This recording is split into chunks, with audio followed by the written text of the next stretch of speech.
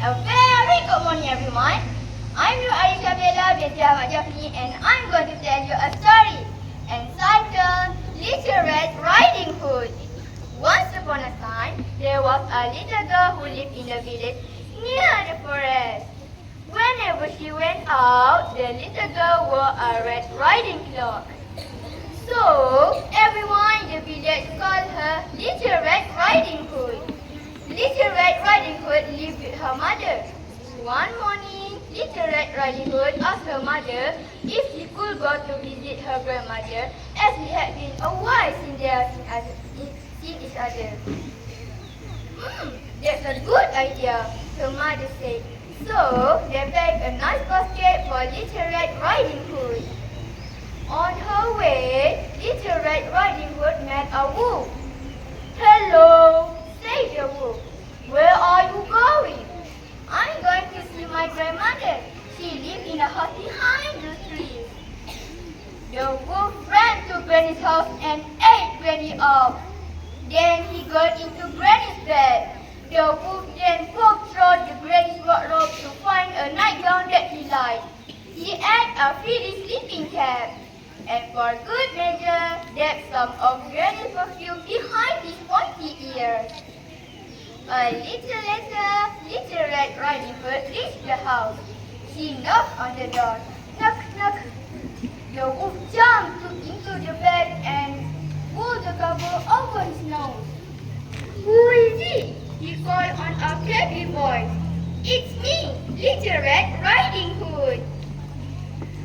"Oh, how lovely. Do come in, my dear."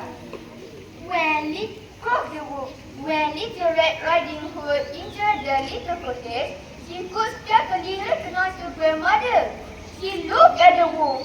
"Granny, what the eyes you have! All the better to see you with," said the wolf. "Granny, what the ears you have! All the better to hear you with," said the wolf. "Granny, what a big nose you have! All the better to smell you with," said the wolf. "Granny, what a big teeth you have! All the better to eat you with," roared the wolf, and he leapt out the bed and began to chase the little girl.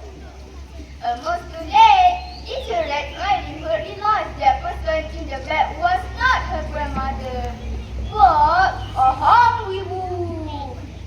She ran across the room and threw the door and shouted, "Help! Wolf! Help! Wolf!" as loudly as he could. A woodchucker was in the wood. He heard a loud scream and ran to the house. He grabbed the wolf and made him speak out. The poor grandmother was a bit frightened by the wolf experience, but still in one piece. "Oh, Grandma, I was so scared," sobbed the Little Red Riding Hood. "I will never speak to strangers again." There, child. You have learned an important lesson.